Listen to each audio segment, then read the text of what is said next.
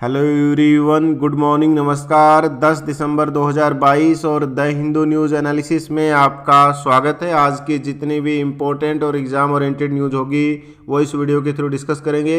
अगर आप इस न्यूज़पेपर की पीडीएफ को डाउनलोड करना चाहते हैं, आपको मिलेगी टेलीग्राम पर, जिसका लिंक आपको डिस्क्रिप्शन मिल जाएगा, या सीधा परिवर्तन आईएएस एकेडमी टेलीग्राम पर लिख कर भी आप लोग सर्च कर सकते हैं।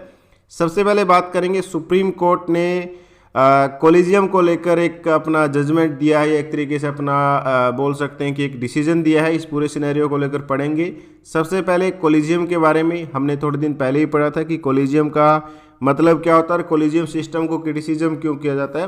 देखो, कोलिजियम का मतलब होता है हमारे जो चीफ जस्टिस ऑफ इंडिया है, यानी सुप्रीम कोर्ट के जो मुख्य न्यायाधीश हैं, इसके अलावा 4 सीनियर मोस्ट जजेस का एक ग्रुप जो है इसके थ्रू बनता है कोलिजियम। और इसका मेन फंक्शन क्या है कि सुप्रीम कोर्ट और हाई कोर्ट के जजेस के अपॉइंटमेंट करना, या हाई कोर्ट के जजेस के ट्रांसफर को लेकर रिकमेंडेशन करना, राइट। और रिकमेंडेशन किन में से किया जाता है, यानी कोलिजियम सिस्टम में जजेस ही ये बताते हैं कि इनमें से ही आप एक तरीके से जजेस को अपॉइंटमेंट करें, यानी सेंट्रल गवर्नमेंट को जो अपॉइंटमेंट करनी है वो नाम केवल सुप्रीम कोर्ट के जो कोलिजियम सिस्टम है वही रिकमेंडेशन करता है। उसके बाद जो सेंट्रल गवर्नमेंट है वो उसको अपॉइंटमेंट के प्रोसीजर को कंप्लीट करती है। इसको लेकर काफ़ी क्रिटिसिज्म होता है कि कोलिजियम सिस्टम में कहीं ना कहीं बहुत ज़्यादा पावर जजेस के पास, और कई बार एलिगेशन लगता है नेपोटिज्म, इस तरह के वर्ड्स आते हैं। और इसी को लेकर 2014 में 99 कॉन्स्टिट्यूशनल अमेंडमेंट किया गया था, जब आया था नेशनल जुडिशियल अपॉइंटमेंट कमीशन, यानी सुप्रीम कोर्ट के जजेज हो, हाई कोर्ट के जजेज हो, इनके अपॉइंटमेंट में एक तरीके से जजेज प्लस गवर्नमेंट जो है दोनों मिलकर एक तरीके से काम करेगी। हालांकि बाद में उस कॉन्स्टिट्यूशनल अमेंडमेंट को सुप्रीम कोर्ट ने स्ट्रक डाउन कर दिया था या समाप्त कर दिया था। अब यहाँ पर सुप्रीम कोर्ट ने क्या बोला है उस कोलिजियम सिस्टम के बारे में, क्योंकि ये कंटिन्यू अभी भी डिबेट में है, न्यूज़ में है। यहाँ पर ये बताया गया कि जो कोलिजियम का फाइनल डिसीजन है यही पब्लिक डोमेन के अंदर रखा जाए, क्योंकि कोलिजियम एक जब प्रोसीजर स्टार्ट होता है उसके बाद जो फाइनल डिसीजन होगा केवल वही एक तरीके से पब्लिक डोमेन के अंदर रखा जाएगा। इसके अलावा यहाँ पर जो प्रोसीजर उसके बारे में डिस्कस नहीं किया जाएगा, किसके नाम के बारे में डिस्कस किया गया, किसके बारे में नहीं। जो फाइनल जजमेंट या फाइनल जो रिकमेंडेशन आती है उसी को कहीं ना कहीं इंडिकेशन किया जाएगा। अगेन यहाँ पर रिपीट किया गया है, कोलिजियम का मतलब होता है चीफ जस्टिस ऑफ इंडिया, और उसके बाद 4 सीनियर मोस्ट जजेस का ग्रुप, और ये कहीं ना कहीं रिकमेंडेशन करता है सुप्रीम कोर्ट और हाई कोर्ट के जजेस को, राइट, की गवर्नमेंट को कि आप इनमें से अपॉइंट करिए। तो इसमें कई बार कन्फ्यूजन भी होता है। कन्फ्यूजन इन द सेंस कि मान लेते हैं कि सुप्रीम कोर्ट के कोलिजियम सिस्टम ने रिकमेंडेशन करी कि आप इनको जजेस अपॉइंट करिए। मान लेते 4 नेम की जजेस को एक तरीके से रिकमेंडेशन किया, उनमें से केवल 2 को अपॉइंट कर दिया, 2 का अपॉइंटमेंट नहीं किया। तो इसकी वजह से क्या होता है कि जो एक तो सीनियरिटी पर बहुत इम्पैक्ट पड़ता है, दूसरा अभी भी आप देखेंगे बहुत सारे जजेस की जो वैकेंसी है वो पेंडिंग पड़ी है। इनके अलावा देश के अंदर नंबर ऑफ जो पेंडिंग केसेज है वो भी बड़ी अच्छी खासी संख्या में आपको देखने को मिलेंगे। तो ये इम्पैक्ट आपको देखने को मिलते हैं, राइट। इसके बाद यहाँ पर तमिलनाडु के बारे में डिस्कस किया गया कि तमिलनाडु में एक तरीके से जो कोस्टल एरिया वहाँ पर बारिश देखने को मिली, और मेंडोस करके यहाँ पर एक साइक्लोन के इम्पैक्ट को भी जो ऑब्जर्व किया जा रहा है। इसके अलावा ये बताया गया कि बहुत सारी फ्लाइट जो कैंसिल कर दी गई है और हैवी रेनफॉल देखने को मिला। इसके अलावा तमिलनाडु, पुडुचेरी, आंध्र प्रदेश का जो बेल्ट है, इस पर्टिकुलर एरिया के अंदर बारिश देखने को मिली।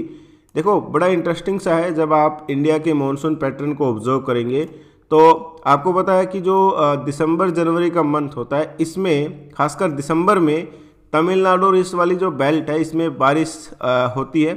और ये बारिश जो है आप देखेंगे जो भारत के अंदर नॉर्मल मानसून होती है, जो साउथ वेस्ट मानसून होती है, उसके ठीक अपोजिट होती है। यानी ये साउथ वेस्ट मानसून की वजह से नहीं, ये नॉर्थ ईस्ट मानसून की वजह से यहाँ पर इम्पैक्ट पड़ता है। इसके अलावा यहाँ पर एक वर्ड यूज़ किया गया है साइक्लोन। साइक्लोन 2 तरह के होते हैं, एक होता है ट्रॉपिकल साइक्लोन, एक होता है टेम्परेट साइक्लोन। तो दोनों डेफिनेट सी बात है, साइक्लोन का पॉजिटिव इम्पैक्ट भी है, लेकिन अगर साइक्लोन एक लिमिट से ज़्यादा है तो उसके नेगेटिव इम्पैक्ट भी है, क्योंकि साइक्लोन की वजह से बारिश होने की पॉसिबिलिटी ये डेफिनेटली ज़्यादा होती है। लेकिन अगर ज़्यादा बारिश होगी तो उसकी वजह से फ्लड आने की पॉसिबिलिटी भी ज़्यादा होती है। तो बहुत सारी चीज़ें हैं जिसके पॉजिटिव और नेगेटिव दोनों इम्पैक्ट होते हैं।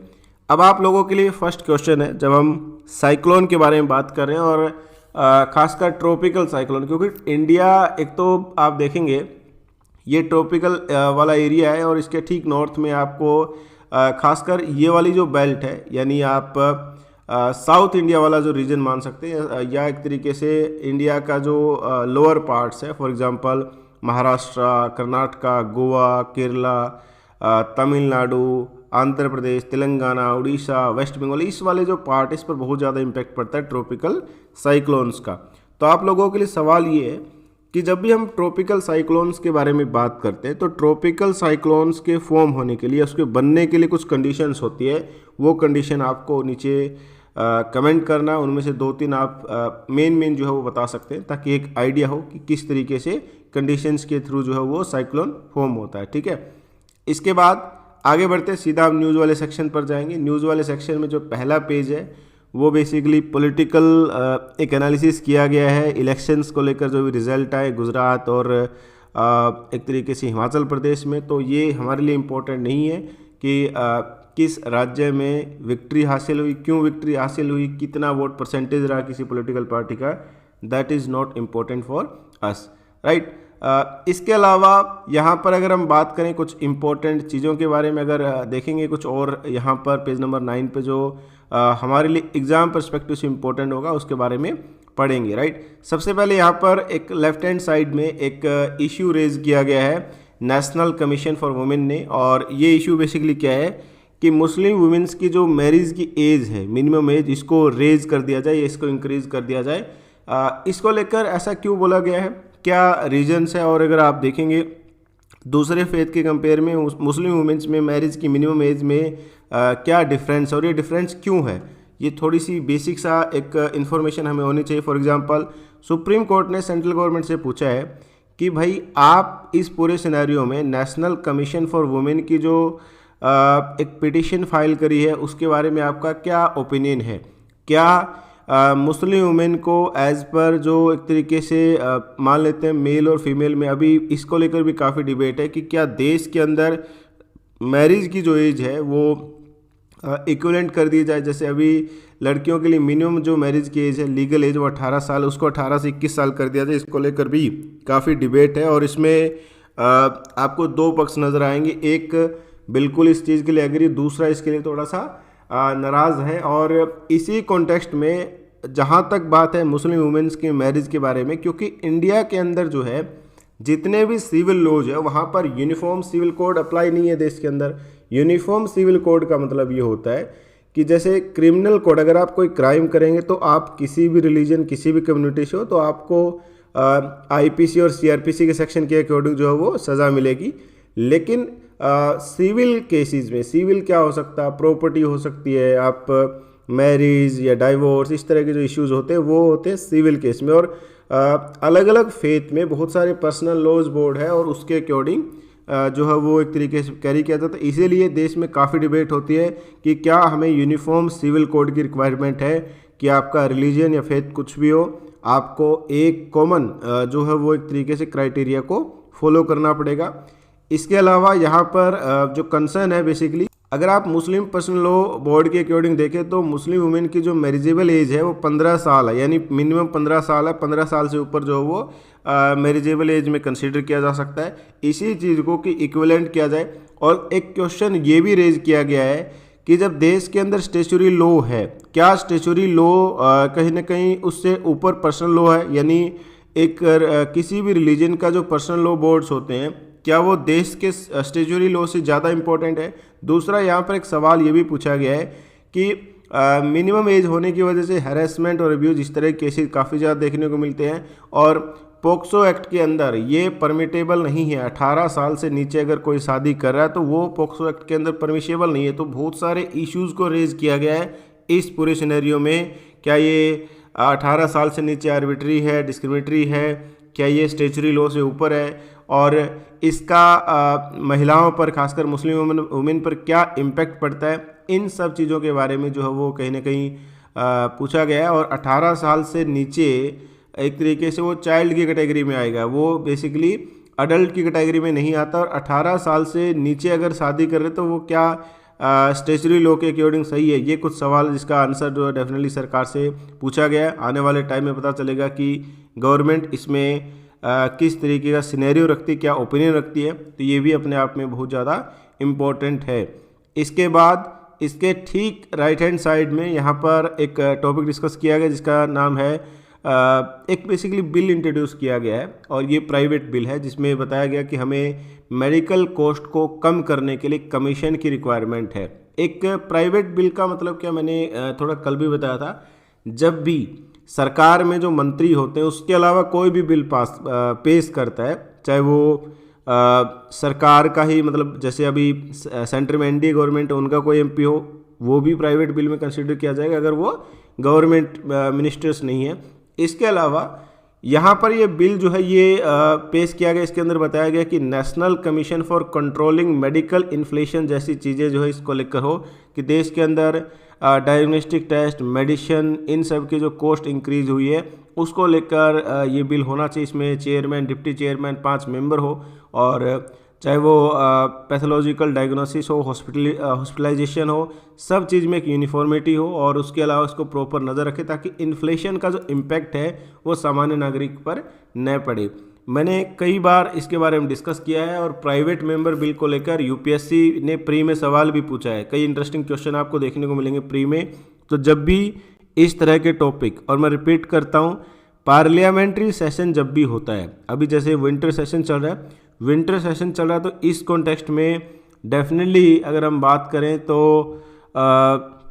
विंटर सेशन में बहुत सारे बिल आएंगे, बहुत सारे सवाल पूछे जाते हैं, क्वेश्चन आंसर होते हैं। ये सारी चीज़ें थोड़ा ध्यान रखना ज़रूरी है क्योंकि डायरेक्ट और इनडायरेक्ट क्वेश्चन इनसे पिक किए जा सकते हैं जिसकी पॉसिबिलिटी काफ़ी ज़्यादा हाई रहती है।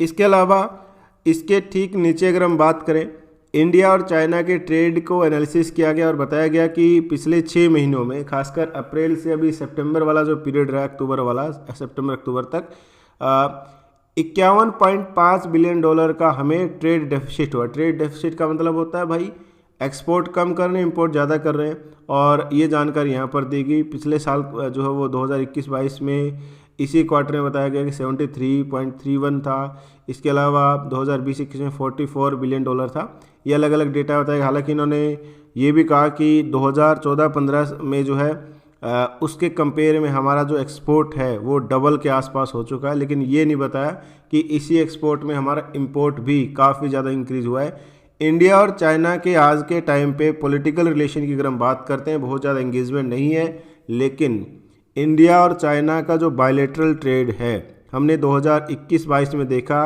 कि वो 125 बिलियन डॉलर था, जिसमें से 97 बिलियन डॉलर के आसपास हमने इंपोर्ट किया है और अप्रोक्सीमेटली 27.5 बिलियन डॉलर के आसपास जो चाइना ने इंपोर्ट किया। तो दोनों के बीच में अगर आप 27 और 97 के बीच में गैप देखेंगे तो अच्छा खासा आपको गैप जो है नज़र आएगा ट्रेड डेफिसिट के कॉन्टेक्स्ट में।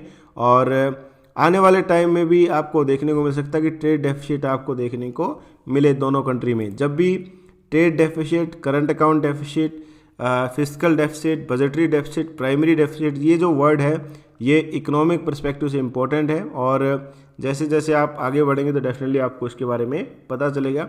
इसके बाद यहाँ पर इसके ठीक राइट हैंड साइड में हमारे जो ट्राइबल मिनिस्टर साहब हैं उन्होंने बिल इंट्रोड्यूस किया है और इसमें बताया गया कि 4 जो एसटी लिस्ट के अंदर 4 स्टेट के अंदर मॉडिफिकेशन करना, इसमें कुछ ट्राइबल कम्युनिटी को एसटी में इंक्लूड करना और कुछ के नेम के सिनोनियम प्रेजेंट किए गए। यानी कुछ राज्यों में क्या होता है कि एक ट्राइबल ग्रुप हो सकता है और दूसरे एरिया में उसका नाम थोड़ा डिफरेंट हो, जिसकी वजह से कोई कन्फ्यूजन ना हो, इसलिए उसमें सिनोनियम ऐड किए गए। इस तरह की जानकारी जो है वो यूनियन ट्राइबल अफेयर मिनिस्टर साहब के द्वारा जो है वो जानकारी दी गई है। राइट, इसमें तमिलनाडु है जिसकी नरी कोवरन और क्रू विक्रम ये कम्युनिटीज़ हैं। राइट, इसके अलावा हिमाचल प्रदेश की एक कम्युनिटी है जिसका ट्रांसगिरी रीजन में सिरमौर डिस्ट्रिक्ट में हट्टी कम्युनिटी है। इसके अलावा कर्नाटका और छत्तीसगढ़ की ट्राइबल है जो जिनके नेम के सिनोनियम प्रेजेंट किए गए हैं। ये कुछ इम्पोर्टेंट है। जब हम ट्राइबल कम्युनिटी के बारे में या शेड्यूल्ड ट्राइब्स के बारे में बात करते हैं तो आप लोगों के लिए यहाँ पर सेकंड क्वेश्चन है। सेकंड क्वेश्चन के 2 पार्ट है। सबसे पहले आपको बताना कि जो national commission for tribal affair है या national commission for scheduled tribe हमने बनाया, ये किस आर्टिकल के अंदर मेंशन है, और शेड्यूल्ड ट्राइब की जो लिस्ट होती है बेसिकली ये किस आर्टिकल में इंसर्ट की जाती है, किस आर्टिकल में इंक्लूड करी जाती है, इसके बारे में अगर आपको पता है तो ज़रूर कमेंट करिए, नहीं पता तो ज़रूर उसको ढूंढकर कमेंट करिए, लेकिन कमेंट करिए ताकि सबको पता चले कि आपने उसके बारे में रिसर्च किया है, पढ़ा है, नहीं पढ़ा है। ये एक इम्पोर्टेंट डिस्कशन का एक इशू होगा। इसके बाद पेज नंबर 10 पे जाएंगे। पेज नंबर 10 पे यहाँ पर अभी मैंने थोड़ी देर पहले एक डिस्कस किया था प्राइवेट बिल के बारे में। प्राइवेट बिल के बारे में डिस्कस है, लेकिन कुछ प्राइवेट बिल जो है पास होते हैं। जनरली प्राइवेट जो बिल होते हैं उसके पास होने की पॉसिबिलिटी थोड़ी कम होती है, हालांकि सरकार उसको बैक कर देती है तो उसके पास होने की पॉसिबिलिटी भी ज़्यादा होती है। यह सरकार कई बार क्या करती है कि प्राइवेट बिल मान लेते हैं इंट्रोड्यूस किया जाता, उसको बेटर तरीके से आने वाले टाइम में कहीं ना कहीं मॉडिफिकेशन करके उसको पास किया जा सकता है। तो यहाँ पर यह बताया गया कि राज्यसभा के अंदर एक प्राइवेट मेंबर बिल आया और ये बिल था यूसीसी को लेकर ही, यूनिफॉर्म सिविल कोड आर्टिकल 44 के अंडर जो होगा, जो अभी directive principle of state policy के अंदर आता है। बेसिकली यूसीसी के बारे में मैंने बताया कि जैसे हमने क्रिमिनल लॉज या जितने भी क्राइम है वहाँ पर तो हमारे यहाँ यूनिफॉर्म लॉज है, लेकिन कई ऐसे केसेस जैसे सिविल है, प्रॉपर्टी हो गया, डावरी हो गया या डाइवोर्स हो गया, मैरिज हो गया, इस तरह के जो इश्यूज होते हैं ये अलग अलग रिलीजन में अलग अलग है ना। तो उस कॉन्टेक्स्ट में यूनिफॉर्मिलिटी को लेकर कहीं ना कहीं एक बिल आया और ये बिल पास भी हो गया राज्यसभा में। मैं इंटरेस्टिंग बात बता रहा हूँ कि कुछ बिल जो है पास हुए हैं, राइट। हालांकि ओपोजिशन काफ़ी रेजिस्टेंस कर रही है कि इस तरह की बिल जो है देश का सेकुलर फैब्रिकेशन है या एक तरीके से फेडरल फैब्रिकेशन जो है समाप्त कर देगा। देखो मुझे ये लगता है जब भी कोई बिल इंट्रोड्यूस किया जाए, जैसे कि मैं यहाँ पर जो हमारे मिनिस्टर हैं उनसे थोड़ा एग्री करता हूँ कि पहली बात तो ये है कि कोई भी मेंबर जो है वो लेजिटिमेट राइट इशू जो है रेज कर सकता है पार्लियामेंट के अंदर, बिल्कुल किया जा सकता है, चाहे वो डायरेक्टिव प्रिंसिपल के अंदर हो या फिर फंडामेंटल राइट्स के अंदर हो। हाउस को राइट है उस पर डिबेट करिए, बातचीत करिए। और ये बिल क्योंकि बहुत इंपॉर्टेंट है, सेंसिटिव है, इस पर्सपेक्टिव से दोनों पक्ष जो इसके अगेंस्ट है या इसके फेवर में है उनको प्रॉपरली डिस्कशन करना चाहिए कि क्या क्या इंपॉर्टेंट इश्यूज है और क्या क्या इसके अंदर इंपॉर्टेंट इश्यूज नहीं है, या क्यों ये पास नहीं करना चाहिए, क्यों ये पास करना चाहिए, उसी चीज़ को लेकर। तो इसी कॉन्टेक्स्ट में अलग अलग मेंबर्स ने, जो खासकर ओपोजिशन पॉलिटिकल पार्टी के मेंबर हैं, उन्होंने इस पर रिएक्ट किया और अलग अलग तरीके से बताया गया कि ये डॉक्टर भीमराव अम्बेडकर साहब का जो विज़न था उसके अगेंस्ट है, देश का जो सेकुलर सिस्टम है उसको कहीं ना कहीं बर्बाद कर देगा, वो सारी चीज़ें बताई गई। इसके अलावा बताया गया कि अनकॉन्स्टिट्यूशनल है, एक तो वर्ड यूज किया गया अनकॉन्स्टिट्यूशनल। कोई भी कानून अनकॉन्स्टिट्यूशनल है या नहीं है, इसका जो फाइनल डिसीजन किया जाता है वो सुप्रीम कोर्ट के द्वारा किया जाता है। मान लेते हैं पार्लियामेंट ने कोई कानून बनाया और उसके बाद उसको चैलेंज किया गया कि भाई ये तो अनकॉन्स्टिट्यूशनल है, संवैधानिक ही नहीं है, तो उस कॉन्टेक्स्ट में डिसीजन कौन करेगा, वो करेगा सुप्रीम कोर्ट, ठीक है, क्योंकि उसको चैलेंज किया जा सकता है। जैसे नेशनल जुडिशियल अपॉइंटमेंट कमीशन बना, उसको बाद में रिजेक्ट कर दिया गया, क्यों? क्योंकि सुप्रीम कोर्ट को लगा कि ये कहीं ना कहीं फेयर नहीं है या जुडिशरी पर नेगेटिवली इम्पैक्ट कर सकता है। उस सिनेरियो के बाद उसको कहीं ना कहीं कैंसिल किया गया, उसको कहीं ना कहीं रिवर्स किया गया। इसके बाद यहाँ पर अगर हम बात करें तो अभी रिसेंट में बेसिकली इंटरनेशनल लेबर ऑर्गेनाइजेशन की एशिया और पैसिफिक रीजन की 17 मीटिंग चल रही थी सिंगापुर के अंदर। तो इसमें लेबर प्रोटेक्शन को लेकर जो कहीं ना कहीं डिस्कस किया गया और लेबर प्रोटेक्शन को लेकर बताया गया कैसे हम लोग जो वो श्रमिकों के संरक्षण के लिए या उनको सुरक्षा प्रोवाइड करने के लिए काम कर सकते हैं। फॉर एग्जांपल महिलाओं के पार्टिसिपेशन को इंक्रीज करने के बारे में, इसके अलावा इक्वल पे को प्रमोट करने के बारे में डिस्कस किया गया। इसके अलावा इन्फ्लेशन, अनएम्प्लॉयमेंट, इस तरह के इश्यूज़ को डेफिनेटली डिस्कस किया गया। सिंगापुर डिक्लेरेशन जो है वो अडॉप्ट किया गया फ्राइडे को, जिसमें सोशल डायलॉग, इन सब चीज़ों को इसेंशियल तरीके से ऑब्जर्व किया गया। इसके अलावा यहाँ पर ये बताया गया कि हमें कलेक्टिव बार्गेनिंग पर काम करना है, जिसमें बहुत सारी चीज़ें, फॉर एग्जांपल वर्कर जो वल्नरेबल सिचुएशन के अंदर जो काम करते हैं, इनफॉर्मल इकोनॉमी के अंदर काम करते हैं, डिसेंट वर्क का उनको राइट मिलना चाहिए। इसके अलावा वर्ल्ड कि दुनिया भर में कहीं ना कहीं जेंडर गैप जो होता है, खासकर जॉब के मामले में उसमें डिफरेंस जो हो रहा है उसको कहीं ना कहीं फिलअप करना पड़ेगा, इक्वलिटी को प्रमोट करना पड़ेगा, बैलेंस वर्क और रिस्पॉन्सिबिलिटी को प्रमोट करें, वुमेन्स की लीडरशिप को प्रमोट करें और कहीं ना कहीं हम लोग स्ट्रेंथन करें गवर्नेंस को या एक तरीके से फ्रेमवर्क को, जिसमें यहाँ पर ये बताया गया कि माइग्रेंट वर्कर्स के जो राइट है उसको प्रोटेक्ट करने के बारे में भी हमें काम करना पड़ेगा। ये सारी चीज़ों के बारे में जो है वो डिस्कस किया गया। ठीक है, तो यहाँ पर आपको कुछ इंपॉर्टेंट चीज़ें देखने को मिलेगी। कई बार क्या होता है, न्यूज़ में कुछ इंपॉर्टेंट चीज़ें छिपी होती है, शायद वो हमारे लिए ज़्यादा इंपॉर्टेंट है, क्योंकि आप मान लेंगे कि न्यूज़ तो डेली बहुत सारी आती है, लेकिन काम की 5, 7 या 10 न्यूज़ तक होती है जो हमारे लिए इम्पोर्टेंट है। इसके बाद आगे जाएंगे, जो नेक्स्ट पेज है, जो वर्ल्ड अफेयर, दुनिया में इस टाइम पे क्या चल रहा है, इसके बारे में थोड़ा पढ़ेंगे, स्टडी करेंगे कि क्या बेसिकली चीज़ें दुनिया भर में हो रही है, किस तरह की एक्टिविटी हो रही है। सबसे पहले अगर हम बात करें, रिसेंट में आपको पता होगा कि चाइनीज़ प्रेसिडेंट सऊदी अरेबिया की विजिट पर है। और हम ये सारी चीज़ें क्यों पढ़ रहे हैं, देखो इंटरनेशनल अफेयर को ऑब्जर्व करने के लिए दुनिया में जो मेन कंट्री होती है उनकी एक्टिविटी पर नज़र रखी जाती है कि वो बेसिकली क्या कर रहे हो, जिनका इम्पैक्ट पूरे रीजन पर पड़ता है, पूरे दुनिया पर पड़ता है, उनके ऊपर खास नज़र रखनी पड़ती है। चाइना के प्रेसिडेंट सऊदी अरेबिया की विजिट पर गए। सऊदी अरेबिया को जनरली कंसिडर किया जाता है यूनाइटेड स्टेट का क्लोज अलाई, लेकिन आज के टाइम पे सऊदी अरेबिया और यूएस के रिलेशन, चाहे वो ह्यूमन राइट्स हो या फिर ऑयल की प्रोडक्शन को लेकर हो, इश्यूज बहुत सारे हैं। चाइना ने कहा कि गल्फ कोऑपरेशन काउंसिल तो हमारा नेचुरल पार्टनर है और इसके साथ हम आने वाले टाइम में कोऑपरेशन को और ज़्यादा इंक्रीज करेंगे। इन्होंने एक और ख़तरनाक बात करी कि हम लोग युआन के अंदर ट्रेड करने वाले हैं। युआन के अंदर ट्रेड का क्या मतलब होगा, चाइनीज़ करेंसी जो जिसको रेनमिनबी भी बोला जाता है, इसके अंदर ट्रेड करने का मतलब क्या होता है, जी डॉलर पर आवर डिपेंडेंस है वो कम हो जाएगी। और जब भी डॉलर की डिमांड कम होगी, हालांकि ये थोड़ा मुश्किल है क्योंकि पूरी दुनिया में जो मोस्टली ट्रेड होता है वो यूएस डॉलर के अंदर ही होता है। अगर डॉलर के कंपेयर में रीजनल करेंसीज के अंदर ट्रेड होगा तो इसमें डॉलर की जो कीमत है उस पर भी इम्पैक्ट पड़ेगा। जैसे इंडिया और रशिया जो है कोशिश कर रहे हैं कि वो डॉलर पर डिपेंडेंसी कम करके रूपी रूबल के अंदर, यानी जो रशियन करेंसी और इंडियन करेंसी इनके बीच में ट्रेड किया जाए, राइट।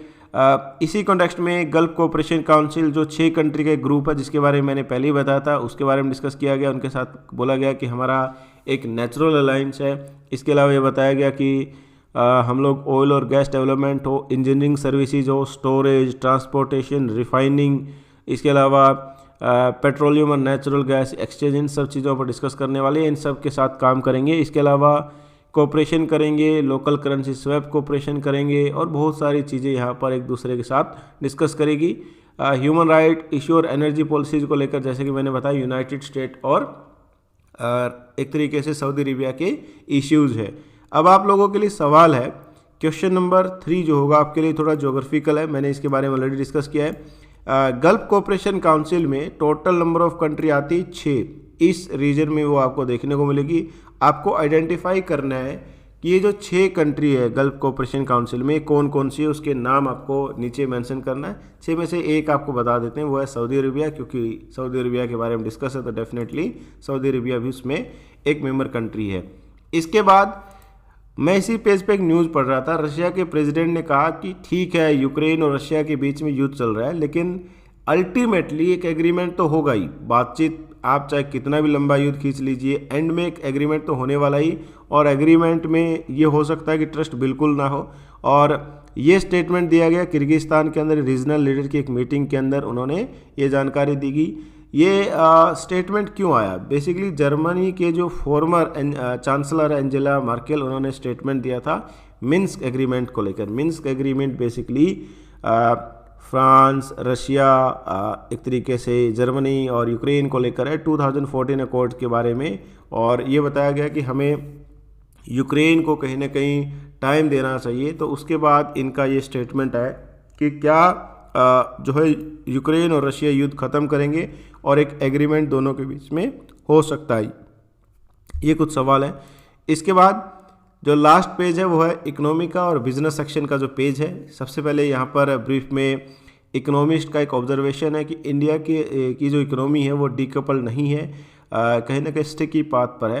लेकिन 2 इम्पोर्टेंट चीज़ें हैं जो आपको आज इकोनॉमिक वाला सेक्शन जो है या बिजनेस वाला जो सेक्शन है इसमें पढ़ने को मिलेगी। पहला, हमारे जो चीफ इकोनॉमिक एडवाइज़र उन्होंने कहा कि जो पब्लिक कैपेक्स है, कैपेक्स का मतलब होता है कैपिटल एक्सपेंडिचर। मैंने थोड़े दिन पहले ही बताया था कि करंट अकाउंट एक्सपेंडिचर और कैपिटल अकाउंट एक्सपेंडिचर में डिफरेंस होता है। बहुत सिंपल टर्म्स में उसके बारे में बताया गया था। कैपिटल का मतलब है जो लॉन्ग टर्म की एसेट को जनरेट करेगा, बहुत सिंपल सा है। और करंट अकाउंट में क्या होता है कि आपको जैसे मान लेते हैं सैलरी प्रोवाइड करनी है, सैलरी देनी है 1 साल में कर्मचारियों को, तो वो 1 साल के बाद समाप्त हो जाएगा, यानी उसका इम्पैक्ट या उसको टारगेट किया जाता है कि 1 साल तक हो। कैपिटल एक्सपेंडिचर में लॉन्ग टर्म का जो है वो प्लान किया जाता है। तो हमारे जो चीफ इकोनॉमिक एडवाइज़र हैं उन्होंने ये कहा कि इंडिया का पब्लिक सेक्टर कैपिटल एक्सपेंडिचर जो है ये कंटिन्यू रहेगा और मे भी इसको और ज़्यादा इसी तरीके से इस पेस पे एक्सपेंड करने की रिक्वायरमेंट ना हो अगर हम अभी से हेल्थी बैलेंस शीट को मेंटेन करेंगे। और हमारे चीफ इकोनॉमिक एडवाइज़र है अनंत नागेश्वरम। इस साल हमने प्लान किया कि 7.5 लाख करोड़ रुपए हम लोग खर्च करेंगे, जिसमें 7.5 ट्रिलियन इंडियन रुपीज़ है और हाईएस्ट है ये अब तक का। और इसकी वजह से प्राइवेट इन्वेस्टमेंट को भी क्राउड इन किया जा सकता है, यानी उसको भी अट्रैक्ट किया जा सकता है। इनके अलावा डेफिनेटली जब आप इतना बड़ा इन्वेस्टमेंट करते हैं तो इसकी वजह से बहुत सारा पॉजिटिव इम्पैक्ट भी आपको देखने को मिलेगा, राइट। इसके बाद इसके ठीक राइट हैंड साइड में एक न्यूज़ दी गई है कि सेंट्रल गवर्नमेंट चाहते हैं कि पार्लियामेंट अप्रूव करे एडिशनल ग्रांट 3.26 लाख करोड़ का, यानी लगभग 3.25 लाख करोड़ रुपए का ग्रांट सेंट्रल गवर्नमेंट ने कहा कि पार्लियामेंट अप्रूव करे 2022-23 के सेशन के लिए। ऐसा क्यों कहा गया है या सेंट्रल गवर्नमेंट ने ऐसी रिक्वायरमेंट क्यों करी है, ये इंटरेस्टिंग है। सबसे पहले बताया गया कि भाई पहली बात तो ये है कि देश के अंदर हायर सब्सिडी है फर्टिलाइज़र, फूड और एलपीजी को लेकर।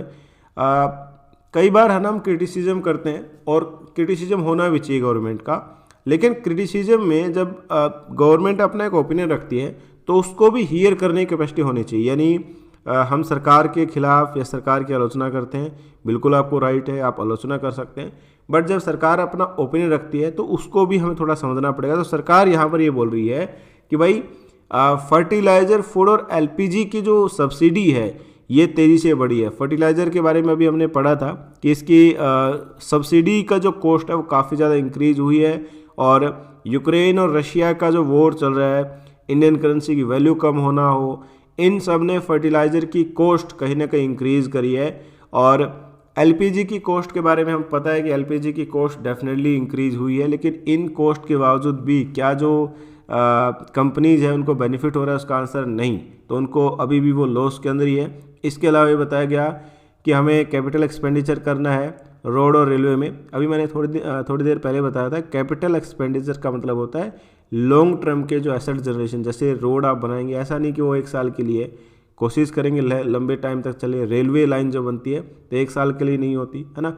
इसके अलावा इसके अंदर बताया गया कि 4,36,000 अप्रोक्सीमेटली 4.36 लाख करोड़ रुपए जो एक्सपेंडिचर होगा ये इसके लिए अप्रूवल चाहिए, लेकिन इसमें 1.1 लाख करोड़ रुपए का तो हमारे पास सेविंग है, यानी केवल हमें रिक्वायरमेंट होगी 3.26 लाख करोड़ की। इसमें 1.09 लाख करोड़ खर्च किया जाएगा फर्टिलाइज़र और यूरिया सब्सिडी पर। एक सेकेंड, ये किया जाएगा यूरिया सब्सिडीज़ पर। इसके अलावा 80,000 करोड़ रुपए होगा फूड एंड पब्लिक डिस्ट्रीब्यूशन पर और 3/4 जो है वो प्रधानमंत्री गरीब कल्याण योजना पर जाएगा। इसके अलावा एलपीजी सिलेंडर सेल में जो कंपनी को लॉस हो रहा है उसको पे किया जाएगा।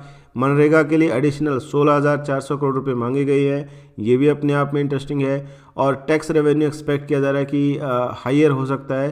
हालांकि एक चीज़ बहुत श्योर है कि जो सरकार ने टारगेट किया है फिस्कल डेफिसिट को, फिस्कल डेफिसिट यानी राजकोषीय घाटा, की सरकार कमाई से जब ज़्यादा खर्च कर रही है तो ये एक्सपेक्ट है कि जीडीपी का जो 6.4% इससे ज़्यादा हो सकता है, यानी 80,000 करोड़ से 1 लाख करोड़ के बीच में भारत का फिस्कल डेफिसिट जो है वो हो सकता है या राजकोषीय घाटा हो सकता है, जो कि एक बड़ा नंबर आपको देखने को मिलेगा।